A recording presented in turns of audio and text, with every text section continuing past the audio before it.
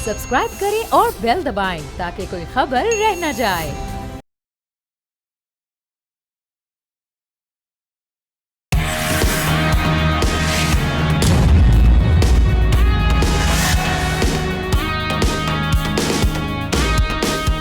अस्सलाम वालेकुम नाज़रीन, आप देख रहे हैं न्यूज़ पंच। मैं हूं आमना खटाना। आगाज़ में हम बात करेंगे पाकिस्तान में गुर्बत का दायरा वसी हो रहा है और इसका एक अहम मुहर्रिक वो टैक्स है जो बज़ाहिर सबसे आम मगर दर हकीकत सबसे ज़ालिमाना है, और ये है GST यानी general sales tax. World bank की हालिया रिपोर्ट में कहा गया कि GST मुआशरे में गुर्बत को बढ़ा रहा है। रिपोर्ट के मुताबिक सेल्स टैक्स गुर्बत गरीब घरानों की आमदनी का 7% से ज़्यादा निकल लेता है, जो बुनियादी अशिया ज़रूरिया पर भी लागू है। इस वक्त पाकिस्तान में GST की अमूमी शरह 18% यानी 18% है, जो बाज़ मसनूआत पर 17 और लग्जरी आइटम्स पर 25% तक जाती है। वर्ल्ड बैंक ने मुतनब्बे किया है कि अगर अशिया ज़रूरिया पर सेल्स टैक्स में कमी ना की गई तो मज़ीद लोग गुर्बत की दलदल में धंस जाएंगे। रिपोर्ट का मशवरा है कि GST की कटौती का अजाला उन लोगों से किया जाए जो पहले से ही टैक्स नेट से बाहर हैं मगर वसाइल से माला माल हैं। अब सवाल ये कि क्या हुकूमत गरीब की रोटी पर से बोझ कम करेगी या GST के शिकंजे को देगी। इसी हवाले से हम डिस्कशन का आगाज़ करते हैं सीनियर एनालिस्ट एहतशामुल हक साहब और उनके साथ इकोनॉमी एक्सपर्ट चौधरी अकमल साहब ने हमें ज्वाइन किया। दोनों को हम वेलकम कहेंगे। चौधरी साहब, आप किस तरह के आप उम्मीदें रखते हैं इस बार, जो तवक्कुआत आपकी क्या है, जो हुकूमत बजट बना रही है उसमें क्या GST में कुछ कम किया जाएंगे मामलात, या फिर IMF जो कह रहा है कि नहीं जी आप टैक्स नेट ब्रोडन करें, तो जहाँ पर हुकूमत की हम देख रहे हैं हाथ पड़ता है तो वो वहीं पर डाल देते हैं। अब जैसे कि हम देख रहे हैं तनख्वाहदार तबका उसके साथ प्रोमिस तो किए हैं, लेकिन उस पर भी कहीं ना कहीं खबरें ये हैं कि IMF नहीं मान रही। GST वाले क्या मामलात होंगे इस बार? टैक्स बर्डन जो है ना वो तो कम नहीं होने जा रहा इस टैक्स में। अलबत्ता जो है ना वो पेट्रोलियम लेवी को भी 100 रुपए तक ले जाएंगे, और उसके अलावा जो बिजली है या पावर है उसके टैरिफ में सुनने में आ रहा है कि जो सैलरी क्लास है उनकी जो टैक्स लिमिट है उसमें थोड़ी सी फ्लक्चुएशन की जाएगी। कमी की बात नहीं की है, थोड़ी सी फ्लक्चुएशन की है, या एग्जाम्पशन की जो लिमिट है 12 लाख से बढ़ा थोड़ी सी 2-3 लाख रुपए मजीद ऊपर कर लेंगे, 15 लाख तक ले जाएंगे। तो ये पॉसिबिलिटी है आने वाले बजट में।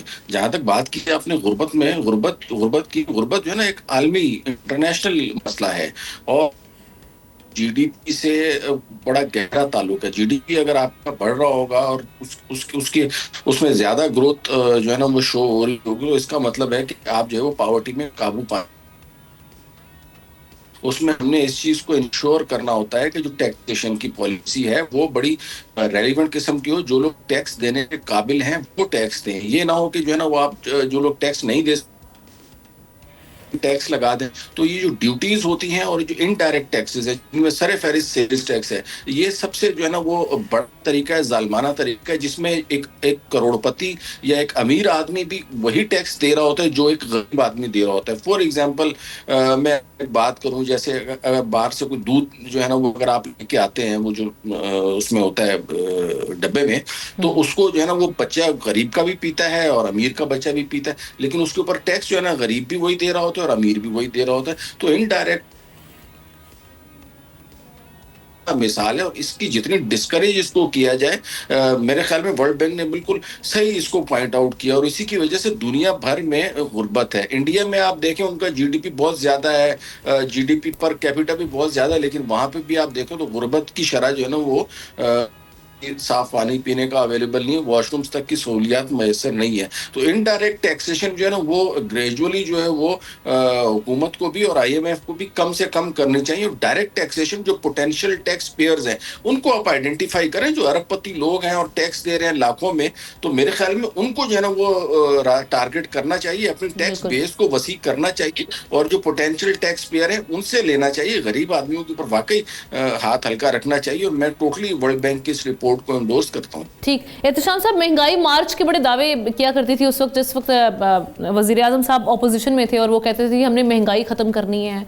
यही खबरें हम मुस्लिम लीग नून से, पीपल्स पार्टी दोनों जानिब से सुनते थे। अब दोनों ही हुकूमत में है। इंटेंट है इस बार इनका कि ये गरीब अवाम पर से जो महंगाई का बोझ है वो हटाएं, GST कम करें, इनडायरेक्ट की बजाय डायरेक्ट टैक्सेस जो हैं वो बढ़ाएं। क्या खबरें हैं वहाँ पर?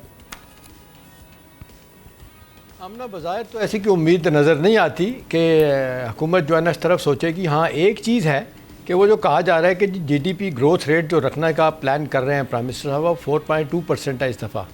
वो जो इस मौजूदा है 2.7%, उसको बढ़ा के तो ये रखने का इरादा रखते हैं। तो ये जब आप 4.2% ग्रोथ रेट रखेंगे तो जाहिर सी बात है इसके लिए ज़रूरी होगा कि आप इकोनॉमी को एक्सपैंड करेंगे, टैक्सेशन बेस को आप बढ़ाएंगे और फिर आप जिसको कहते हैं नए रेवेन्यू मोबिलाइजेशन तलाश करेंगे। वो कुछ नज़र नहीं आ रहा। देखिए, एक मुद्दत से आप ना चौधरी साहब भी जानते हैं, आप भी जानती हैं, मैं भी जानता हूँ कि हमारे यहाँ जो FBR का जो सिस्टम है ना, वो कभी भी नहीं होता कि अभी बजट से पहले कोई प्रॉपर कोई ब्रेनस्टॉर्मिंग हो, कोई होमवर्क हो, कोई प्राइवेट सेक्टर के लोगों को बिठा के पूछा जाए कि जी आउट ऑफ द बॉक्स हमें बताया जाए कि जी टैक्सेशन को बढ़ाने के लिए, बेहतर करने के लिए निज़ाम को क्या करने की ज़रूरत है।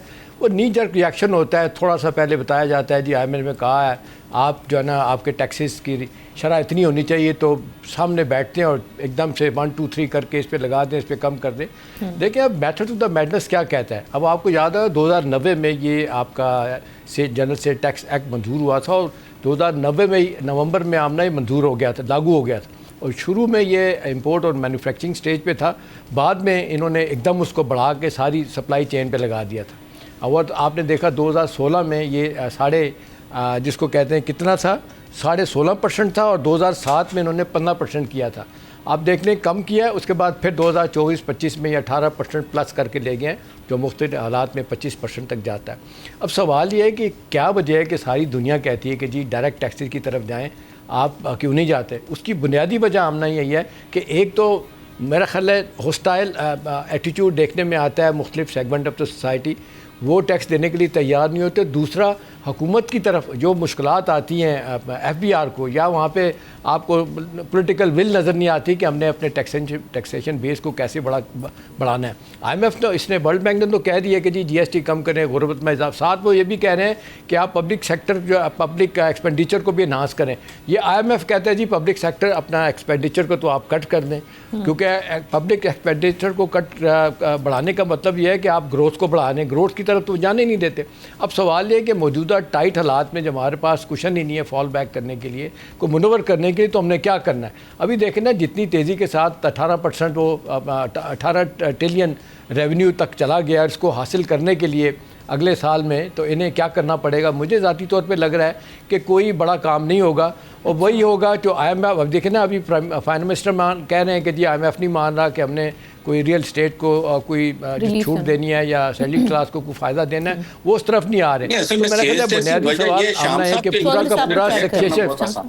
जी चौधरी साहब। जी सर, आपने जो बात की है ना कि सेल्स टैक्स जो है ना वो क्यों लगाते हो, तो सेल्स टैक्स जो है ना बेसिकली कलेक्ट करना बहुत आसान है ना। वो तो बस आपने मुख्तलिफ आइटम्स के ऊपर लगाया और उनके ऊपर जो है ना वो डायरेक्टली पब्लिक खुद ही कलेक्ट करके दे रही होती है ना। और जो इनकम टैक्स है उसमें तो FBR को एफर्ट्स करनी पड़ती हैं, इनकम को असेस करना पड़ता है, बैंक की स्टेटमेंट्स देखनी पड़ती है, ऑडिट करने पड़ते हैं, जब जाके जो है ना वो प्रॉपर FBR को पीछे भागना पड़ता है यहाँ से यहाँ पर। एग्जैक्टली यहाँ पर ये बड़ा सिंपल। और एक चीज़ है चौधरी साहब, एक चीज़ है, देखिए मेरा ख्याल है जिस पे बहुत ज़्यादा लोग एतराज़ कर रहे हैं वो ये कि जनरल सेल्स टैक्स का मिसयूज़ कैसे होता है।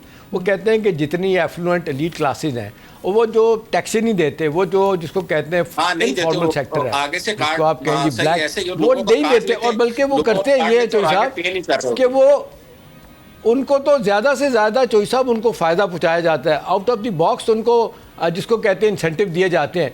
वो लोग जो टैक्स दे ही नहीं रहे और जो टैक्स नेट में ऑलरेडी है उनके लिए कोई सोचा ही नहीं जाता, जो फॉर्मल सेक्टर है। तो मेरा ख्याल है एक तो ये सब्सिडीज़ का तरीक़ाकार बिल्कुल गलत है आमना, ये बड़े लोगों को सब्सिडीज़ देना, बड़े बड़े कार, और छोटे लोगों के बारे में सोचना ही नहीं। अब देखें वर्ल्ड बैंक की वार्निंग है कि आप देख लें घरेलू 7% जो है ना जो एक्सपेंडिचर है उससे भी आगे चला जाता है जनरल सेल टैक्स। मुझे नहीं लगता कि इस हवाले से, क्योंकि हुकूमत के पास कोई मेथड ही नहीं है, कोई तरीक़ाकार ही नहीं है।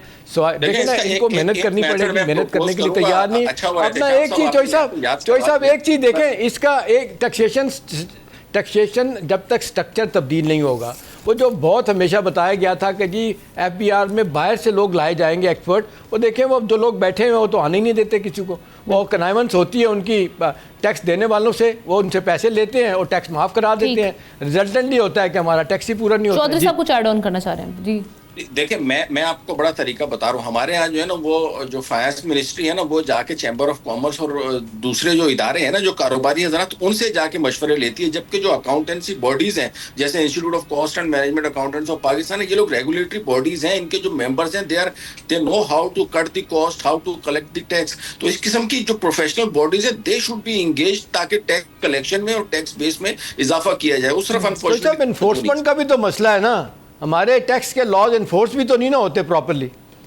ये भी अपनी जगह पे बिल्कुल वैलिड आपका आर्गुमेंट। अच्छा, एक चीज़ मैं चौधरी साहब इस पे भी ज़रा रोशनी डालिएगा। ये आज फाइनेंस मिनिस्टर का स्टेटमेंट मैं देख रही थी, वो कह रहे हैं जी हम सैलरीड क्लास के लिए जो टैक्स रिटर्न्स फाइलिंग हैं उसको आसान सिंप्लीफाई करने जा रहे हैं, उस पर काम कर रहे हैं। उससे क्या फ़र्क पड़ेगा, किस हद तक फ़र्क पड़ेगा?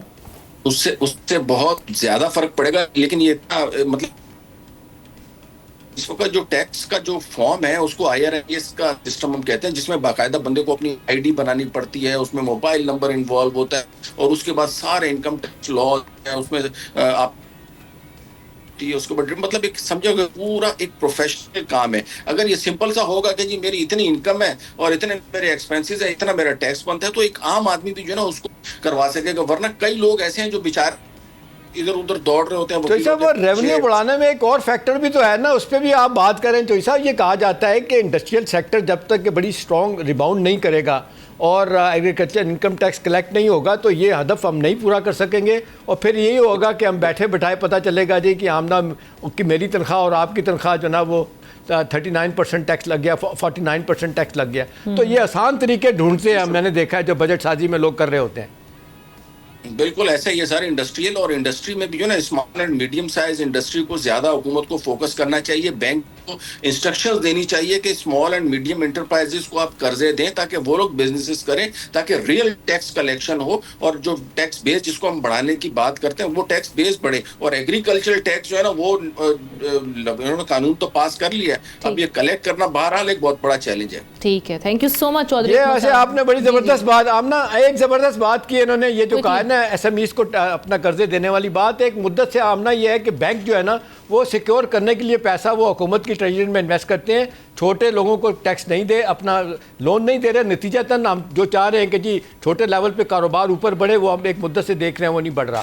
जी बिल्कुल ठीक है, thank you so much Chaudhry Akmal साहब, आपने ज्वाइन किया सेगमेंट में हमारे साथ। तो चाम साहब हमारे साथ ही रहेंगे, एक ब्रेक लेते हैं। ब्रेक के बाद पाकिस्तान इंडिया इस मामला में हम देख रहे हैं कि सिफारती सतह पर इस वक्त क्या सिचुएशन चल रही है, और साथ ही साथ मोदी साहब का जो स्टेटमेंट आया है उसका जवाब किस तरह से दिया जा रहा है। ब्रेक के बाद डिस्कस करेंगे।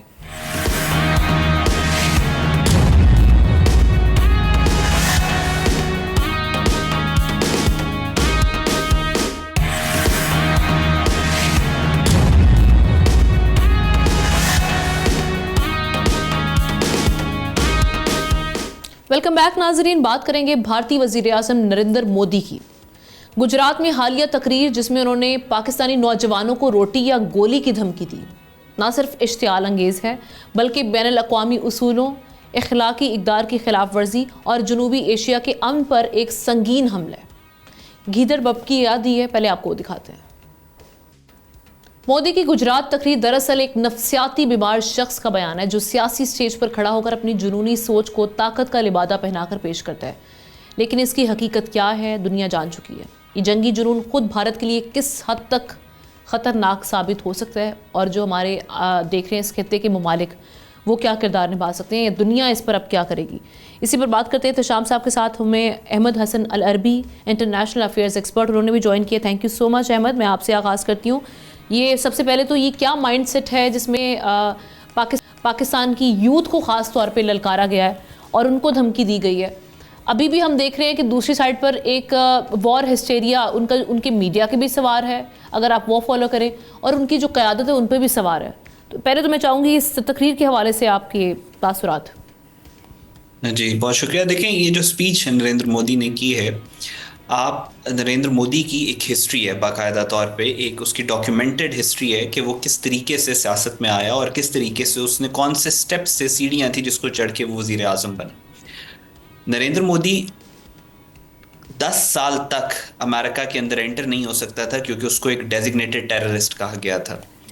गुजरात के अंदर जो कत्लेआम इसने किया, उसके बाद इसका जो नाम, जिस नाम से इसकी शोहरत पूरी दुनिया में पहली दफा पूरी दुनिया ने जाना कि मोदी कौन है, तो वो था बुचर ऑफ गुजरात, गुजरात का कसाई।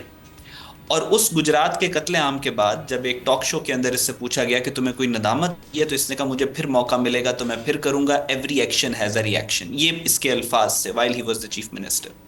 और इसकी सीवी के ऊपर वो गुजरात का कत्लेआम लिखा हुआ था, जिसकी वजह से आरएसएस ने और आरएसएस की क़यादत ने और जो इनके फैशिस्ट कल्टिस्ट वोटर और सपोर्टर्स हैं इंडिया के अंदर, उन्होंने इस वज़ीर आज़म बनाया।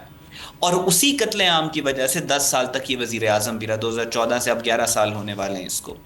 सो नरेंद्र मोदी ने ये जो तकरीर की है, ये किसी स्टेट्समैन की तकरीर नहीं है, किसी वज़ीर आज़म की तकरीर नहीं है, ये सो कॉल्ड जो जिसको ये अपनी डेमोक्रेसी कहते हैं, दुनिया की सबसे बड़ी डेमोक्रेटिक लीडर्स की तकरीर नहीं होती, ये दहशतगर्द ऐसे तकरीर करता है। और नरेंद्र मोदी ने भी ये जो तकरीर की है, ये एक दहशतगर्द की तकरीर है। और दूसरा इसका एस्पेक्ट, एक तो इसको बिल्कुल वाज़े होना चाहिए सबके सामने कि एक दहशतगर्द की तकरीर है। उसने ये की क्यों है? वो एक अपना जो इमेज पोर्ट्रे करता था कि बाहर जाता था दुनिया में तो जाके योगा करता था और वो सारा कुछ, और अपना ये जो टेररिस्ट उसका चेहरा था उसको छुपाने की, मास्क करने की कोशिश करता था। अब पिछले कुछ दिनों से पिछले कुछ अरसे से हो ये रहा है कि इंडियन पब्लिक के अंदर, जो इनकी कल्टिस्ट सोसाइटी स्पेसिफिकली जो वोटर है बीजेपी का, उसके अंदर बहुत ज़्यादा केओस है, पैनिक है। क्योंकि नरेंद्र मोदी ने पिछले 10 साल से सारा नैरेटिव ही इस बात के ऊपर बिल्ड किया था इंटरनल ऑडियंस के अंदर अपनी, कि मैं पाकिस्तान के टुकड़े कर दूंगा और हमारी जो फौज है, मैं इसी वजह से इसको तैयार कर रहा हूँ, इसी वजह से मैं आप पे मजीद टैक्स भी लगा रहा हूँ, इसी वजह से मैं आपको गुर्बत की लकीर के नीचे भी रख रहा हूँ। यानी 80% लोग इंडिया के अंदर ऐसे हैं जिनको $1 तक इनकम जो है वो मुश्किल से मिलती है। सो गुर्बत में आपको इस वजह से रख रहा हूँ कि मैं पाकिस्तान को आपको तबाह करके दूंगा। जब पाकिस्तान से पहली दफा एक मेजर तसादुम हुआ तो सारे का सारा वो बयानिया गिर गया नीचे एक धड़ाम करके, और अब उसको अपनी इज्जत को बचाने के लिए ये ट्राई कर रहा है कि मैं इस तरीके से कोई जिंगोइस्टिक स्टेटमेंट्स दूंगा, मैं पागलपने की हद तक कोई बेहूदगी करूंगा, मैं एक दहशतगर्द वाली स्टेटमेंट्स दूंगा, तो जो मेरी इंटरनल ऑडियंस स्पेसिफाई हो जाएगी। बट अब या तो वो ये कर लें, दूसरी तरफ उनकी इस हरकत की वजह से अगर इनकी जो इंटरनल कल्टिस्ट, जो वैम्पायर्स इनके बीजेपी के हैं, जो इनके सपोर्टर्स हैं, वोटर्स हैं, वो अगर सेटिस्फाई होते हैं, तो फिर पूरी दुनिया में आपने देखा इन्हीं हरकतों की वजह से इंडिया आइसोलेट हो गया। और आज पूरी दुनिया में इंडिया के साथ सिर्फ एक मुल्क खड़ा है जिसका नाम इसराइल है, और Israel is the most hated country in the world at the moment. बिल्कुल। सो ये इसकी सारी रियलिटी है। बिल्कुल। एहतशाम साहब, अब ये इलेक्शन में खड़ा हुआ कोई हरीफ नहीं है जिससे ललकारे, एक न्यूक्लियर एटॉमिक पावर को, उस मुल्क की यूथ को आप खड़े होकर वहाँ पर ललकार रहे हैं, उनको धमकी दे रहे हैं। अब वैसे तो साबिक वहाँ के जो भारतीय वज़ीर ख़ारजा हैं यशवंत सिन्हा, उनका बयान, वो कह रहे हैं ये उड़ी हो, पहलगाम हो, पुलवामा हो, जब भी इलेक्शन होता है ये सारा ड्रामा रचाया जाता है। इस बार भी बिहार के लिए किया जा रहा है, लेकिन बिहार इलेक्शन जीतने के लिए इस हद तक जाना, प्रोवोकेटिव किस्म की स्टेटमेंट देना, एक तो ये इंतहाई इरेस्पॉन्सिबल बिहेवियर, दूसरा ये कि क्या ये जो अचीव करना चाह रहे हैं इस वक्त, क्या इलेक्शन वाला हर बार आप इस तरह के मामला करके इलेक्शन जीत सकते हैं? इस बार आप क्या देख रहे हैं वहाँ पर मामला? आमना देखिए, बुनियादी तौर पे तो आज पूरी दुनिया में जो सवाल उठाया जा रहा है वो ये है कि जी वॉर कल्मिनेशन स्ट्रेटजी जो पाकिस्तान की कामयाब रही है कि अपने अहदाफ मुकर्रर जितने ज़बरदस्त तरीके से उन्होंने मुकम्मल किए, और उसके बाद हिंदुस्तान को मजबूर किया कि वो अमेरिका को कहे किस तरीके से JD वैंस से गुफ्तगू की, मोदी ने और जंग बंद कराने की बात की थी। उसके बाद से अब उन्हें समझ नहीं आ रही कि ये तो आप टेक्निकल मैदान में, वॉरफेयर में भी और साइबर वॉरफेयर में भी, एयर में भी, ऑपरेशन स्ट्रेटजी भी इतनी इनके कामयाब रही, बजाय इसके कि आमना कोई सोल सर्चिंग हो, बजाय इसके कि अपने तौर पे लोग बैठ के फ़ैसले करें कि हमने क्या करना है। अभी देख लें, लोग तो उनके एयरफोर्स के चीफ जो हैं उनकी माज़रत के साथ, उनकी जिसको कहते हैं कितनी उनकी जहानत है, कितनी उनके शऊर की बात है, उनके बयानात से तो सुन के तो लोग कह रहे हैं कि इस बंदे को इस जगह पे होने नहीं चाहिए। अब यशवंत सिन्हा की जो आप बात करनी है, यही सवाल सारे लोग उठा रहे हैं वहाँ पे कि भी क्या वजह है कि हर इलेक्शन के वक्त, अब क्योंकि अक्टूबर में गुजरात का इलेक्शन है, बड़ी स्टेट है, उसकी अपनी स्टेट है, तो वो उसको ये सब कुछ करना पड़ रहा है। असल मसला हमने देखिए क्या है, आपको याद है जिसकी तरफ अहमद भी इशारा कर रहे हैं कि जब इनको डिक्लेयर किया गया था दहशतगर्द, अमेरिका में और यूरोप में जाने पे पाबंदी लगी थी, तो इनके बयानात आते थे कि मुझे बड़ा इस बात का रंज है, दुख है कि मुझ पर पाबंदी लगी। और मैं आपको एक बात बता सकता हूँ आमना जी, ये सफारती ज़राए मुझे कभी कभी ये बात चुप करके बता भी देते हैं। वो कहते हैं कि ये बहुत बड़ा कुछ प्रो को हुआ था कि जब ये फैसला किया गया कि जी पाबंदी तुमसे हटाते हैं लेकिन ये हम तुम्हें तैयार कर रहे हैं चाइना के ख़िलाफ़, तो आप आए मैदान में और सब कुछ जो क्वाड कर रही है, जो हम आपको कहेंगे वो आपने करना है। तो कहा जाता है कि एक one of the major reason ये भी थी कि उसको हटाया गया वहाँ से, उसका टेररिस्ट का, कि ये चाइना के ख़िलाफ़ खड़े होंगे। लेकिन बात है कि वहाँ पे भी जिस तरीके से आप देख लें सूरत हाल कितनी तेज़ी के साथ बिगड़ रही है। 62 की जंग हो, 2020 में पहलगाम में अपना गलवान में जो मारा उन्होंने, और फिर जो अभी लेटेस्ट सारी दुनिया बता रही है कि चाइना वो एक बड़े ज़बरदस्त तरीके से एक इंटरनेशनल प्लेयर साबित हुआ है अपने मिलिट्री के मैदान में भी और सियासी मैदान में भी। अब सारी दुनिया उनको कह रही है, उनके अपने लोग कह रहे हैं कि बड़ा ज़बरदस्त आपको मुकाबला करना पड़ेगा जॉइंटली चाइना और पाकिस्तान के साथ अगर आपने कोई जंग जीतनी है। और लोग ये कह रहे हैं कि जी कोई जंग जीती नहीं आपने, अब आप क्या करना है। तो अभी सवाल तो इस वक्त ये है, ये नारेबाजी है। मैं आपको बताऊँ, अपनी डोमेस्टिक ऑडियंस जो है ना वो नाराज़ है, खुश नहीं है। अब वो बार बार यही बात करते हैं, और ये जो बात करते हैं कि जी ये जो हमारा जो ऑपरेशन है ये तो कंटिन्यू रहेगा, उसमें यही धमकी देते हैं कि दोबारा हमला करेंगे। लेकिन लोग उनको ये भी कह रहे हैं कि भी जवाब सुनने के बाद जो ज़बरदस्त तरीके से पाकिस्तान ने परफॉर्म किया, आप तो उसका जवाब ही नहीं दे सके। अभी कुछ अर्से के लिए रुक जाएं, फिर बाद में बात कीजिएगा अगर आपने कोई लड़ाई करनी है। लेकिन अमेरिका की इन्वॉल्वमेंट देखते हैं, यूरोपियन यूनियन की देखें, जिस तरीके से हाइफिनेट किया हुआ है उन्होंने हमें दोनों मुल्कों के साथ, उनको तो यही उनको नहीं समझ आ रही कि क्या किया जाए। दुनिया तो अब हमें इस एक नज़र से देखती नहीं है। और बाकी आप सही कह रहे हैं, इस वक्त वो थोड़ा सा ताइवान जो है ना वो कहते हैं वो इंडिया के साथ मिला, क्योंकि उसको चाइना में टफ टाइम मिल रहा है, क्योंकि वो कहा जा रहा है मेन लाइन में कभी कभी वो शामिल हो ही जाएगा। तो अब सवाल तो ये है कि इसके बाद कोई रीथिंकिंग होने वाली है। एक दो चीज़ें आमना जल्दी में कहूँ जो मेरा ख्याल है, जिस तरीके से उनके डेलीगेशन बाहर गए हुए हैं, हमारे भी जा रहे हैं, अभी हमें देखें वो पूरी कोशिश करेंगे फैटअप में दोबारा डालने के लिए। IMF को तो कर्जा नाकाम हो गए क्योंकि पाकिस्तान ने सारे अहदाफ पूरे किए। हमें अब उस जिसको कहते हैं सफारतकारी के मैदान में बहुत कुछ करने की इंशाल्लाह वहाँ पे भी डिफीट होगी, पॉलिटिकल पार्टी से भी लोग जाएं। अहमद का भी इंशाल्लाह होगी। अहमद का भी इसी मामले पर मैं पॉइंट ऑफ व्यू लूँगी। अहमद, डिप्लोमेटिक एरेना पे इस वक्त देख रहे हैं कि जंग तो वहाँ पर अब दाखिल हो चुकी हुई है। यहाँ से हम वज़ीर आज़म 4 ममालिक का दौरा करें, वहाँ से 32 ममालिक का दौरा प्लान किया गया है शशि थरूर की क़यादत में, और उसमें अमेरिका है, यूरोप है, सेंट्रल एशिया है। तो किस तरह से आप देख रहे हैं, ऑल दो कि हमारे पास जो स्ट्रॉन्ग टॉकिंग पॉइंट्स हैं वो पाकिस्तान के पास है, हमारा पलड़ा भारी है, लेकिन अपना मुकदमा पेश करना ये भी इटसेल्फ एक बड़ा इम्तिहान है पाकिस्तान के लिए। तो क्या डिप्लोमेटिक एफर्ट्स हमारी मजीद होनी चाहिए? देखें, इसको थोड़ा सा मैं आपका टाइम लूँगा इसमें। जो इंडिया ने शशि थरूर की क़यादत में जो अपना सारा एक कमेटी बनाई है कि वफ्द ने जिसने पूरे दुनिया के अंदर जाके एड्रेस करना है, वो इंडिया ने अपनी इंटरनल पॉलिटिकल नीड्स को फुलफिल किया है। अभी भी जो उनकी पोटेंट डिप्लोमेसी है, वो डिप्लोमेसी जो कारआमद है, जो इम्पैक्टफुल है, जिसकी इंडियन रियासत को ज़रूरत है, वो अभी भी जयशंकर और रजत कुमार डोवल ही कर रहे हैं। आपने देखा शशि थरूर वाली कमेटी बनाने के बाद भी जो अफगानिस्तान के साथ मुलाकातें थी वो जयशंकर ने की, अमेरिका के साथ अभी भी अजित कुमार डोवल ही डील कर रहे हैं। सो अभी भी उनकी वही टीम है जो क्रिटिसिज्म भी ले रही है, जिसको पूरा कांग्रेस और पूरी इंडिया गालियां और जलील भी कर रहा है, और वही टीम से इस वक्त वो काम भी ले रहे हैं, क्योंकि उन्होंने उसी टीम के थ्रू प्लान किया हुआ था कि उन्होंने पाकिस्तान के खिलाफ एक जंग इम्पोज करनी है। सो अभी भी Modi is sticking to the old horses.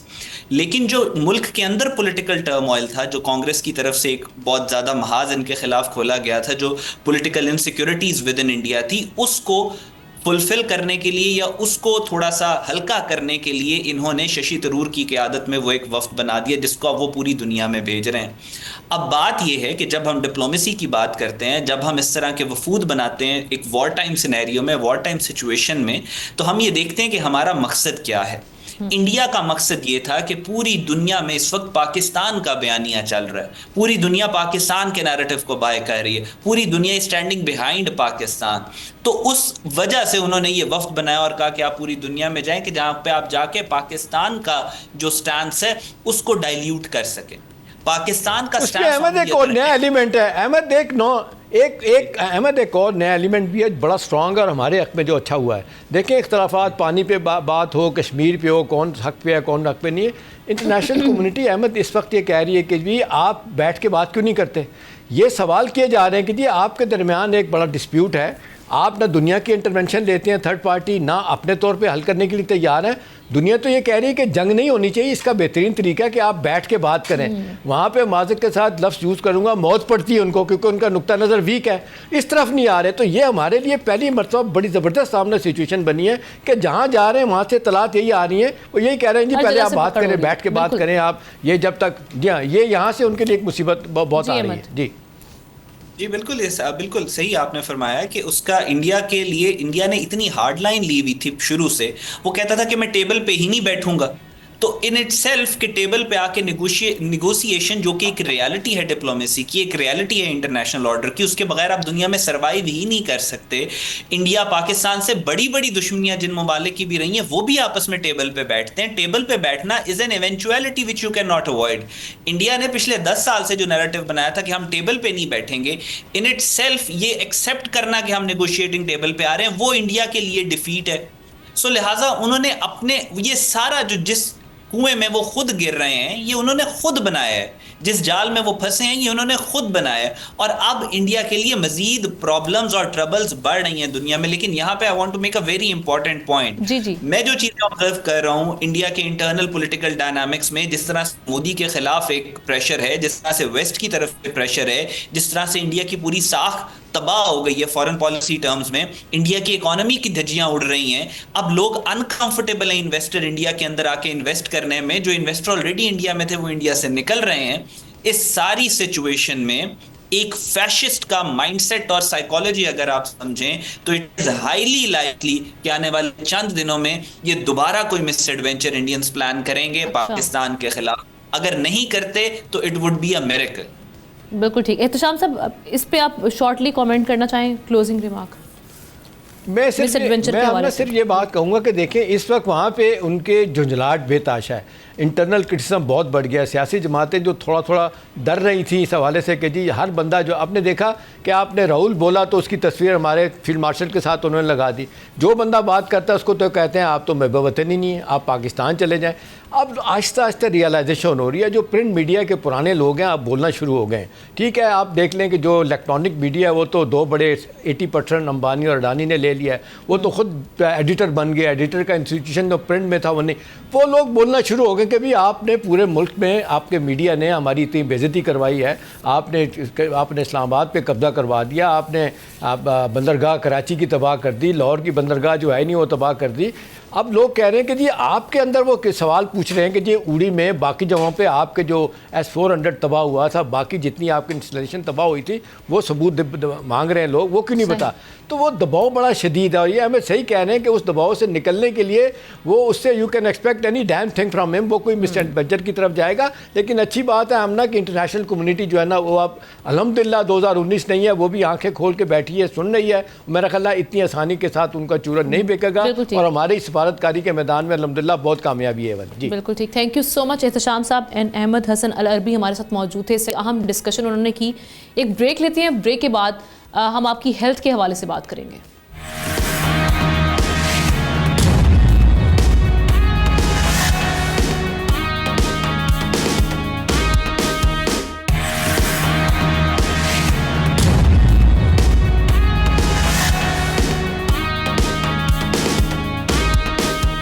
Welcome back नाजरीन। सेहत के मामलात से हवाले से हम आपके साथ खबर शेयर करते हैं क्योंकि कोरोना के हवाले से फिर खबरें सामने आ रही हैं और इस हवाले से महकमा सेहत सिंध ने कराची में कोरोना वायरस से 4 अमवात की तस्दीक भी कर दी है।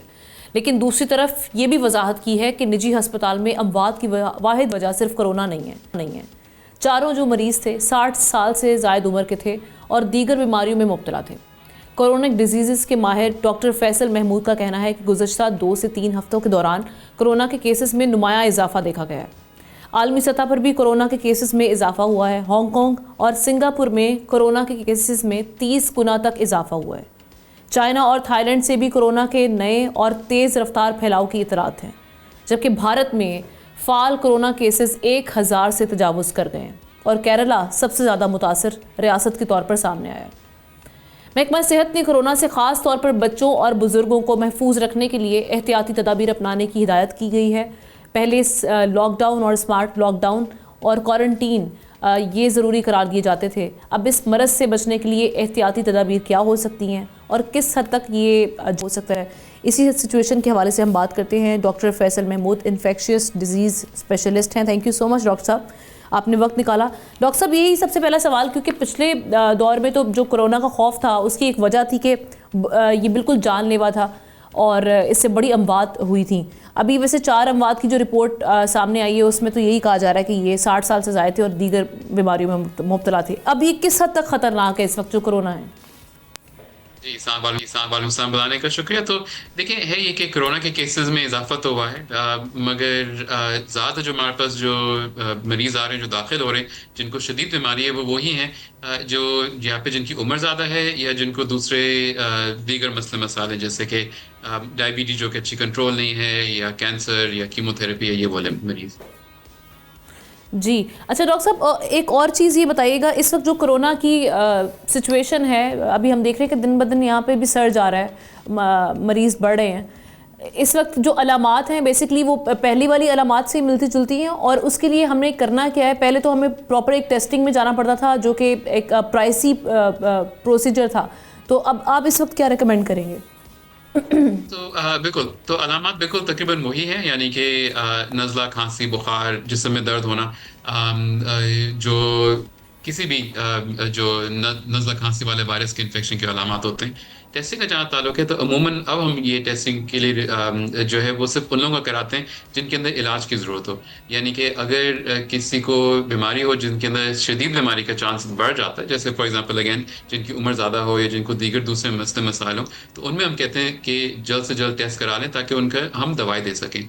मगर अगर आपकी उम्र बहुत ज़्यादा नहीं है, अगर आपको और मेडिकल मसले नहीं है, तो फिर हम यूजुअली कहते हैं टेस्ट करने की ज़रूरत नहीं है, और फिर इसको बस फैलाव से बचाव के लिए आपको मास्क पहनने की ज़रूरत है। और अभी हम ये कह सकते हैं कि ये बिल्कुल जैसे एक यूजुअली आम नज़ला ज़ुकाम से गुजरना पड़ता है, ये सिर्फ उतना ही इसका दौरानिया होता है और उससे ज़्यादा ख़तरनाक नहीं है। तो देखिए, नज़ले खांसी पैदा करने वाले वायरसेस बहुत सारे हैं। उसमें कुछ वायरसेस ऐसे हैं जो कि बहुत शदीद इन्फेक्शन कर सकते हैं। कोविड तो एक है, दूसरा एक और वायरस है जिसको इन्फ्लुएंजा कहते हैं, एक और इसको आरएसवी कहते हैं। ये 3-4 वायरसेस ऐसे हैं जो कि अमूमन नॉर्मल इम्यूनिटी वालों में तो हल्का नज़ला खांसी ज़ुकाम करते हैं, मगर अगेन जिनकी इम्यूनिटी कम होती है उनके अंदर ये जानलेवा हो सकती है। तो कोविड भी उसी तरह का है कि ज़्यादातर लोगों में ज़्यादा तंग नहीं करेगा, मगर ऑब्वियसली अगर आप एट रिस्क हैं तो फिर उसका बर वक्त इलाज करना ज़रूरी। लेकिन हमने देखा था कि इसके जो पोस्ट कोरोना जो इसके असरात थे वो बड़ी ख़तरनाक थे, जिसमें मेमोरी लॉस वाला इशू था, क्योंकि मैं भी खुद कोरोना की पेशेंट रह चुकी हूँ जिस वक्त 2019-20 में आया था। तो उसमें बाद में हेयर फॉल बहुत ज़्यादा, आपकी मेमोरी लॉस होना टेम्परेरीली, ये इन चीज़ों से गुजरना पड़ा था। क्या अभी भी इसी तरह के मामलात हैं कोरोना के बाद?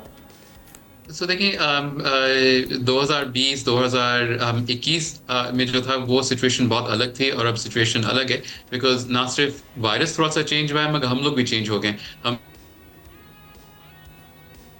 कुछ कुव्वत मुदाफ़ियत है, चाहे वो इन्फेक्शन से हुआ हो, चाहे वो वैक्सीन से हुआ हो।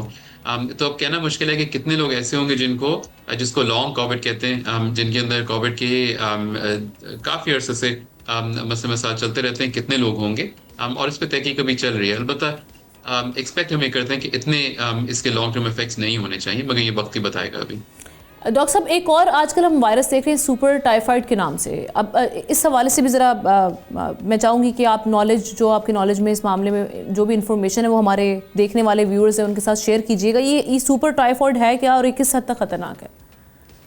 तो सुपर टाइफाइड नहीं, इसको एक्सडीआर टाइफाइड कहते हैं, और ये टाइफाइड तो है, मगर ज़रूरी बात यह है कि इसके खिलाफ बहुत सारी जो हमारी एंटीबायोटिक हैं वो काम नहीं करती, यानी कि इसने एंटीबायोटिक के खिलाफ ताकत पैदा कर ली है, और इसको मारने के लिए हमारे पास गिने चुने सिर्फ 1-2 ही एंटीबायोटिक हैं जो काम करते हैं।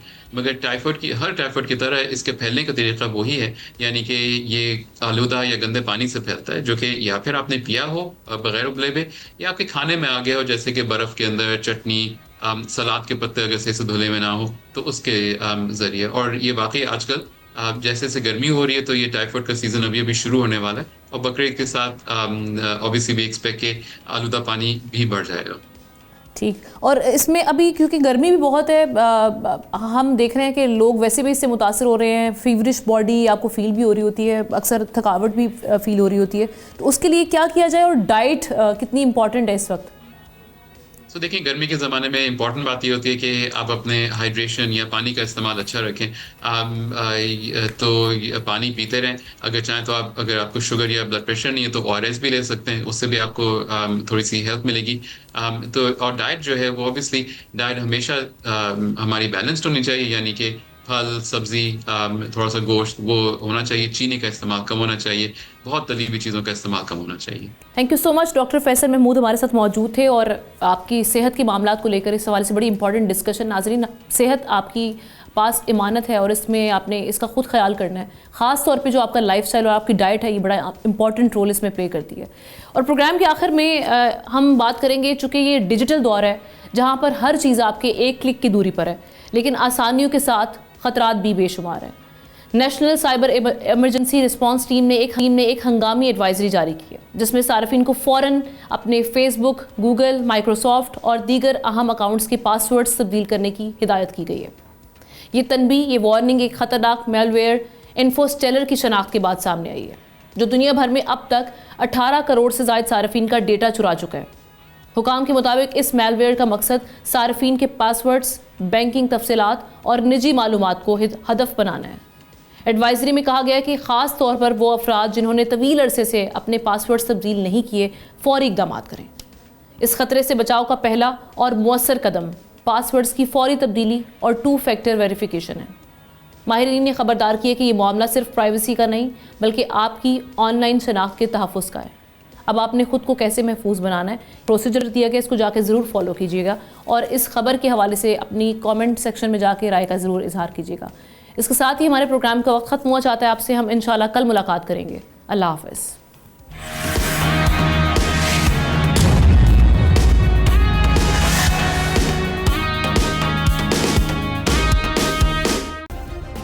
सब्सक्राइब करें और बेल दबाएं ताकि कोई खबर रह न जाए।